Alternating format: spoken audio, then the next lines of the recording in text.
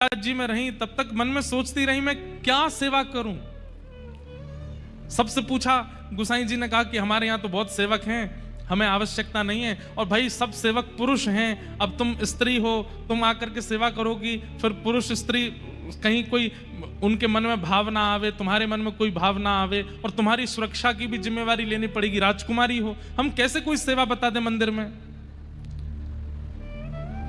अजब कुमारी बोली तो मैं अपने आप कोई सेवा कर सकती हूँ। बोले क्या? बोले मैं खेल खेलूंगी ठाकुर जी के साथ। और अजब कुमारी ठाकुर जी के साथ चौसर खेलती थी। कभी बंधुओं करके देखिए, लूडो होता है ना, लूडो, कभी टाइम मिले, घर पे फ्री बैठे हो, ठाकुर जी के सामने लूडो खोल लो। हरी वाली जो पाड़ी है वो ठाकुर जी की तरफ कर दो, लाल वाली अपनी तरफ कर लो। ऐसा कहते हैं हरी हरावे लाल जितावे। और फिर उसमें क्या कीजिए, ये कोई शास्त्रीय बात नहीं है लेकिन कर सकते हैं। बंधुओं देखिए, भक्त जो करता है ना वो शास्त्रीय हो जाता है। एक बार अपनी चाल चलो और फिर दूसरी बार ठाकुर जी की चाल चलो, पर चीटिंग मत करना। आप अनुभव करेंगे कि जब आपकी गोटी कटने वाली होगी ना ठाकुर जी से, तो ठाकुर जी के मुख पर एक अद्भुत प्रसन्नता होगी। और जब ठाकुर जी की आप काटने वाले होगे, ठाकुर जी के मुख पर थोड़ी सी उदासी दिखेगी, ठाकुर जी घबरा रहे, मेरी गोटी मत काटे। और ये हमने कहां से सीखा? ये अजब कुमारी से सीखा। अजब कुमारी ठाकुर जी के सामने चौसर खेलती है, एक बार अपनी चाल चलती है, दूसरी बार ठाकुर जी की चाल चलती है। अजब कुमारी इतनी निपुण है खेल में, उससे कोई नहीं जीत सकता। लेकिन हर दिन खेल खेलते खेलते खेलते खेलते अंत में जैसे ही अजब कुमारी जीतने वाली होती है, ठाकुर जी को जिता देती है। और जैसे ही ठाकुर जी को जिताती है, ठाकुर जी के मुखमंडल पर एक अद्भुत प्रसन्नता, जिसका दर्शन सब दर्शनार्थियों को होता था। ठाकुर जी मुस्कुरा रहे हैं, ठाकुर जी के गाल गोल गोल हो रहे हैं, ठाकुर जी थोड़े अधर चौड़ा रहे हैं, प्रसन्न हो रहे हैं। लेकिन जिस दिन अजब कुमारी को वापस अपने घर जाना था, उस दिन बोली, रोज जिता देती हूं, सबको लगता है कि आप जीतते हो, पर मुझसे कोई जीत जाए ये किसी में सामर्थ्य नहीं, आज मैं हराऊंगी आपको। और ठाकुर जी के सामने चौसर खेलने के लिए जब बैठी, ऐसी चाल चली, ऐसी बाजी चली कि सामने श्रीनाथ जी के मुखमंडल पर प्रश्वेत आने लगा, पसीने आ गए ठाकुर जी को। बोला आज तो मैं हार जाऊंगा, आज जी जीत जाएगी। और जैसी अजब कुमारी ने देखा कि ठाकुर जी के मुख पे पसीने आ रहे हैं, ठाकुर जी घबरा रहे हैं कि मैं आज हार जाऊंगा, ठाकुर जी की हारी हुई बाजी को अंत में आते आते अजब कुमारी ने फिर जिता दिया, ठाकुर जी जीत गए। इतने प्रसन्न हो गए ठाकुर जी आज अजब कुमारी से, मानो सबको तो नहीं दिखा लेकिन प्रत्यक्ष ठाकुर जी सामने आ गए, और सामने आकर के अजब कुमारी को हृदय से लगा लिया। हृदय से लगा के बोले, मांग, तुझे क्या चाहिए? बोले या तुम मुझे अपने पास रख लो या आप मेरे पास आ जाओ। मैं आपके पास रह पाऊं ऐसी अभी व्यवस्था नहीं बन पाएगी, इसलिए आप ही मेरे पास पधारो। और श्रीनाथ जी गोवर्धन से मेवाड़ पहुंच गए अजब कुमारी के पास। आज भी हमारे श्रीजी बाबा श्रीनाथ जी मेवाड़ में विराजमान है। किसके लिए? अजब कुमारी के लिए। कहने का अभिप्राय, ठाकुर जी मूर्तिमंत हैं, लेकिन अजब कुमारी ने अपनी भावना से ठाकुर जी के उस मूर्तिमंत को सचल कर दिया। हम आज भी अपने ठाकुर जी को मूर्तिमंत ही देख रहे हैं, हमारे ठाकुर जी सचल नहीं होते। क्यों? हमारी भक्ति में कमी है, हमारे विश्वास में कमी है, हम ठाकुर जी को सत्य मानते नहीं हैं, इसलिए ठाकुर जी सचल होते नहीं हैं। कर्माबाई की खिचड़ी खाने जगन्नाथ जी दौड़े चले आते हैं, सूरदास के पद सुनने के लिए श्रीनाथ जी दौड़े चले आते हैं, कुम्मन दास के खेत में बीज बोने के लिए ठाकुर जी चले आते हैं। और हम कुछ भी करते रहे, ठाकुर जी कुछ करते ही नहीं है। क्यों? हमारी भावना में कहीं कमी है। इसलिए भागवत जी के प्रारंभ में ही बताया गया है, ठाकुर जी को पाषाण मत मानिए, ठाकुर जी को मूर्ति मत मानिए। ठाकुर जी कौन है? सत्य हैं, सचल है। आप कभी भी ठाकुर जी के स्वरूप को देखिए और उसमें यह भाव रखो कि हे नाथ, बहुत देर हो गई, आप एक आसन पर खड़े हैं, थोड़ी देर बैठ जाइए ना, थोड़े आपके चरण दबा दें, आप थक तो नहीं गए होंगे, आप हार तो नहीं। अरे कहां, हम लोगों की भक्ति तो ऐसी, अपने कमरों में डबल डबल एसी लगाते हैं, ठाकुर जी के कमरे में पंखा वो भी रात में बंद कर देते हैं, बिल आएगा। हम कहां से ठाकुर जी का अनुभव कर सकते हैं जब हमारे अंदर इतनी चैतन्य भावना भी नहीं है ठाकुर जी के लिए। तो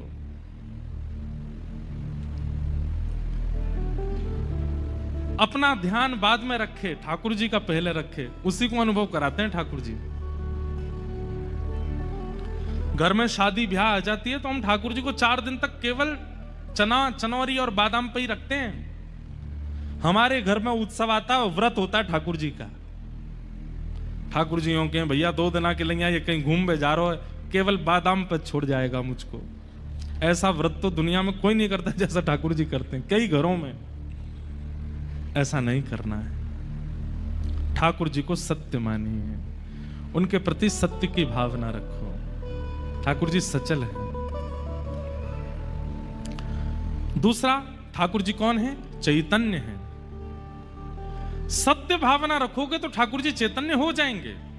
चैतन्य मतलब वो हाथ भी हिलाएंगे, पैर भी चलाएंगे, नैन भी मटकाएंगे, आंखें बंद भी करेंगे, खोलेंगे भी, खाएंगे भी, पिएंगे भी, हंसेंगे भी, बात भी करेंगे। बस करना इतना है कि ठाकुर जी के प्रति सत्य भावना रखो। सत्य भावना रखोगे ठाकुर जी चैतन्य हो जाएंगे, और जैसे ही ठाकुर जी चैतन्य होंगे जीवन में आनंद आ जाएगा। और एक बात सुनिएगा, जिस व्यक्ति के जीवन में सुख आता है उसको दुख का अनुभव होता है।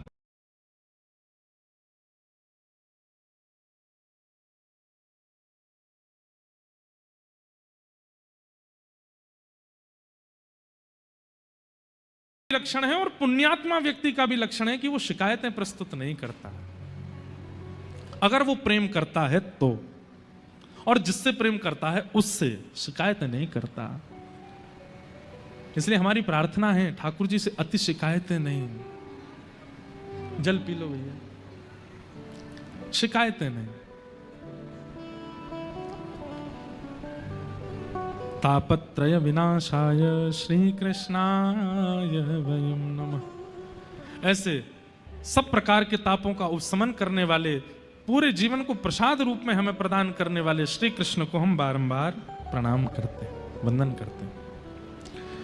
आगे महात्म्य की कथा है, हम जल्दी जल्दी महात्म्य का पूरा सत्र कर दें, पूर्ण सुन के ही जाइएगा। 88,000 सौनकादि ऋषि नैमिषारण्य क्षेत्र में बैठे हैं, और तभी सूत जी महाराज का आगमन होता है। 88,000 सौनकादि ऋषियों की एक चिंता है कि मानव का कल्याण कलयुग में कैसे होगा।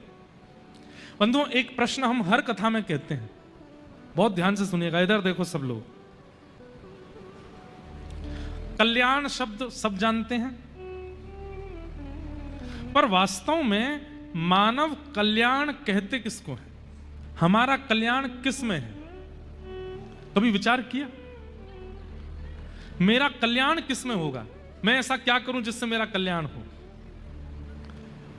तो आप विचार करेंगे कि अति धन कमाने से कल्याण होगा, तो रावण का नहीं हुआ था। आप विचार करेंगे कि सुंदर पत्नी के होने से कल्याण होगा, मंदोदरी सुंदर भी थी। आप मन में विचार करेंगे कि बहुत ऐश्वर्य, यश और कीर्ति होने से कल्याण होता है। कीर्ति हिरण्यकश्यप और हिरण्याक्ष की तीनों लोकों में थी। कीर्ति होना, संपत्ति होना, धन होना, पढ़ लिख करके योग्य बनना। रावण बहुत विद्वान था। रावण जिस ग्रंथ को देख लेता था, उस ग्रंथ को एक बार देखता था और सारा ग्रंथ उसको कंठस्थ याद हो जाता था, ऐसा विद्वान था। पढ़ा लिखा होना, धनवान होना, कीर्तिवान होना, ये सब कल्याण नहीं है। कल्याण क्या है? बहुत ध्यान से सुनिएगा। अपनी किसी क्रिया से, अपने जीवन के व्यवहार से, अपने जीवनचर्या से, अपनी दिनचर्या से आप मां के प्रिय तो बन गए, पिता के प्रिय तो बन गए, पत्नी के प्रिय तो बन गए, पति के प्रिय तो बन गए, बच्चों के प्रिय तो बन गए, सबके प्रिय बन गए। लेकिन कल्याण तब होगा जब हरि प्रिय बनोगे, हरि के प्रिय बनोगे। समझ में आई बात? मुझे हरि प्रिय हैं, हम सबको हरि प्रिय हैं, पर हम सब में हरि को 4-5 लोग ही प्रिय होंगे।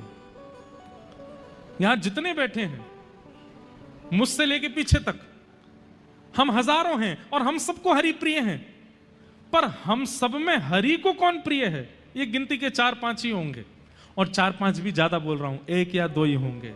इस पूरे पंडाल में। और जो हरि का प्रिय है उसने अपने जीवन का कल्याण कर लिया।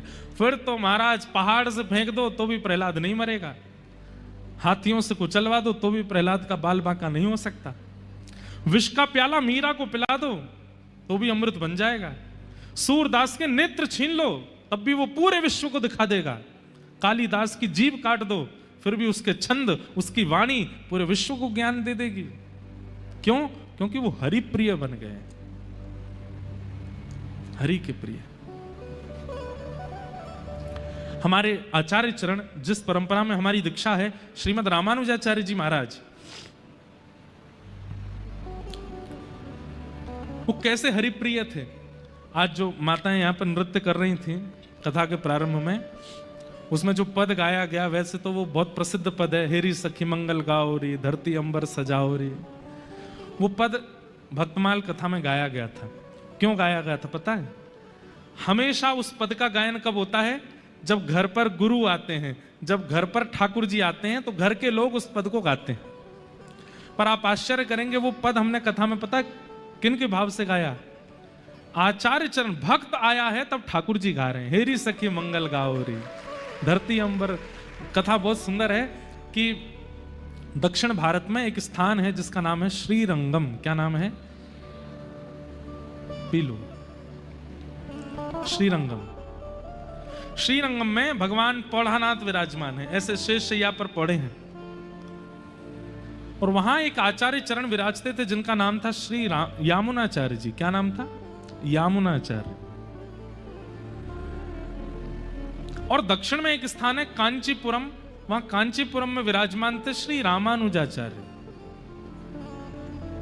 तो व्यास मंच पर भागवत जी के नीचे आप लोग तिलक का दर्शन कर रहे हो ना, ये रामानुजाचार्य जी का तिलक है। तो रामानुजाचार्य जी के मन में आया कि मैं यामुनाचार्य जी से दीक्षा ले लूं। और उसी समय यामुनाचार्य जी के मन में आया कि अब मैं वृद्ध हो गया हूं, मेरे बाद इस गद्दी पर बैठने का अधिकारी कांचीपुरम में विराजमान रामानुजाचार्य है, क्यों ना मैं उनको बुला करके गद्दी पर बैठा दूं। लेकिन इस बात को जब ठाकुर जी ने सुना कि यामुनाचार्य जी और रामानुजाचार्य ये दोनों मिलने वाले हैं, गुरु दीक्षा देने वाले हैं और ये उनके शिष्य बनने वाले हैं, तो ठाकुर जी को चिंता हो गई। क्यों? बोले भैया अगर ये दोनों आचार्य मिल गए तो पूरी पृथ्वी का कल्याण करके, उद्धार करके सबको वैकुंठ पहुंचा देंगे और फिर पृथ्वी पर कोई बचेगा नहीं जन्म लेने के लिए। ये पृथ्वी केवल समुद्र और पेड़ पौधों से ही घूमती रहेगी अकेली, इस पर मानव तो बचेंगे ही नहीं। और केवल मानव नहीं, ये जीवात्माओं का भी कल्याण कर देंगे, ये पशु पक्षियों का भी कल्याण कर देंगे, क्योंकि दोनों में भक्ति की ऐसी स्थिति है, ये जहां जाएंगे वहां कल्याण करते चले जाएंगे। और अगर ये दोनों मिल गए, पूरे विश्व का कल्याण हो गया, तो फिर धरती कैसे चलेगी? इसलिए ठाकुर जी ने विचार किया इन दोनों का मिलन होना नहीं चाहिए। सोचो, ठाकुर जी कह रहे हैं ये दो भक्त मिल ना जाएं, क्योंकि ये दोनों मिल गए तो पूरी पृथ्वी का वैकुंठ गमन करा देंगे, सबका कल्याण कर देंगे। तो यामुनाचार्य जी गए, ठाकुर जी पौढ़ानाथ रंगनाथ भगवान के पास जाकर के बोले, भगवान आपने मुझे स्मरण किया। तब ठाकुर जी बोले, यामुनाचार्य जी अब मुझे आपकी बहुत याद आ रही है, अब आप एक काम करो। बोले क्या? धराधाम छोड़ करके वैकुंठ आ जाओ मेरे पास। तो यामुनाचार्य जी बोले, भगवान अभी मेरे को रोग लगा है, रोग ठीक हो जाए, बिल्कुल स्वस्थ हो जाए, फिर मैं वैकुंठ आ जाऊंगा। वो नहीं, अब मुझसे रहा नहीं जा रहा, अब तुम जल्दी आओ मेरे पास। क्योंकि ठाकुर जी चाह रहे हैं कि रामानुजाचार्य आए उससे पहले ये वैकुंठ आ जाएं। तो यामुनाचार्य जी बोले, मेरे कुछ काम रह गए, उसके लिए कुछ समय मिल जाएगा? ठाकुर जी बोले, कितना समय चाहिए? तो यामुनाचार्य जी बोले, केवल 8 दिन का समय दे दो। ठाकुर जी बोले, 8 दिन में तो रामानुजाचार्य जी नहीं आ पाएंगे, 8 दिन मांग रहे हैं, दे देते हैं। तो ठीक है, 8 दिन में आप वैकुंठ आ जाना। यामुनाचार्य जी बोले, ठीक है। ध्यान से सुनिएगा, बहुत सुंदर लीला है। ठाकुर जी चतुर हैं, पर भक्त चतुर शिरोमणि होते हैं। भक्त जो है ना, वो संसार के सामने तो बहुत सीधा होता है, पर ठाकुर जी के आगे चतुर बन जाता है। ठाकुर जी की चतुराई नहीं चलती भक्तों के आगे। तो यामुनाचार्य जी बोले, 8 दिन का समय दे दो। तो जब यामुनाचार्य जी चले गए, भगवान ने कहा ठीक है 8 दिन बाद आप वैकुंठ आ जाइए। ठाकुर जी सोच रहे हैं इन्होंने 8 दिन क्यों मांगे। तब उनको पता चला, अरे इन्होंने एक सेवक को अभी कांचीपुरम भेजा है और यहां से कांचीपुरम जाने में 4 दिन लगते हैं। 4 दिन में वो सेवक पहुंचेगा और जैसे ही रामानुजाचार्य जी से कहेगा कि यामुनाचार्य जी बुला रहे हैं, रामानुजाचार्य जी तुरंत निकलेंगे और 4 दिन में वो आ जाएंगे। 4 दिन जाने के, 4 दिन आने के, 8वें दिन ये रामानुजाचार्य जी से मिलके दीक्षा देकर के फिर वैकुंठ आने का मन बनाए हैं। और मैं भी भगवान हूं, दोनों को मिलने ही नहीं दूंगा। अब 4 दिन में सेवक पहुंचा और जैसे ही उसने रामानुजाचार्य जी से कहा कि यामुनाचार्य जी याद कर रहे हैं, तो रामानुजाचार्य जी तो बोले मैं तो बहुत दिन से सोच ही रहा था कि मैं जाके दीक्षा ले लूं। तुरंत चल दिए। और जैसे ही रामानुजाचार्य जी श्रीरंगम पहुंचे, बस द्वार पर पहुंचे ही हैं कि भगवान तुरंत यामुनाचार्य जी के सामने आके बोले चलो 8वां दिन है आज। यामुनाचार्य जी बोले कुछ क्षण मिल जाएंगे। ठाकुर जी बोले नहीं अब चल। और श्री यामुनाचार्य जी को रामानुजाचार्य जी से मिलने ही नहीं दिया, ठाकुर जी ले गए। पर यामुनाचार्य, मैंने कहा ना भक्त ठाकुर जी से ज्यादा चतुर होते हैं, तो यामुनाचार्य जी का जब परम पद हुआ वैकुंठ, तो उन्होंने अपने शरीर में अपने हाथ की 3 उंगलियों को बंद कर रखा था। ऐसे हाथ थे। कोई भी व्यक्ति प्राण त्यागता है या तो उसके हाथ खुले होंगे या पूरे बंद होंगे, लेकिन 3 उंगली बंद और बाकी के 2 उंगली खुले हुए। रामानुजाचार्य जी आए तो बहुत रोए, यामुनाचार्य जी के चरणों में गिर करके रोए। सर्वांगीण अंग का जब दर्शन किया, तो हाथ का जब इस रूप में दर्शन किया, तो रामानुजाचार्य जी समझ गए ये निश्चित मुझे कुछ आज्ञा कर रहे हैं। और वो तीनों आज्ञाएं जैसे ही रामानुजाचार्य जी ने बोली, पहली आज्ञा बोली तो पहला हाथ खुल गया, पहली उंगली खुल गई। दूसरी बात बोली तो दूसरी उंगली खुल गई। तीसरी बात बोली तो तीसरी उंगली खुल गई। मतलब भले ही वो चले गए, लेकिन फिर भी रामानुजाचार्य जी को ज्ञान दीक्षा तो दे ही गए तीनों आज्ञाओं से। और 3 आज्ञा कौन कौन सी थी? पहली आज्ञा थी, रामानुजाचार्य जी बोले गुरुदेव आप चाहते हैं कि मैं श्री भाष्य की रचना करूं? तुरंत पहली उंगली खुल गई। आप आज्ञा कर रहे हैं कि दक्षिण भारत में लिखे हुए जितने भी हमारे दिव्य प्रबंध हैं उनको मैं संस्कृत भाषा में लिखूं? दूसरी उंगली खुल गई। और तीसरी उंगली में आप चाहते हैं कि मैं वैष्णव धर्म का 10 दिशाओं में प्रचार करूं? तीसरी उंगली खुल गई। दीक्षा हो गई। लेकिन रामानुजाचार्य जी ठाकुर जी से नाराज हो गए।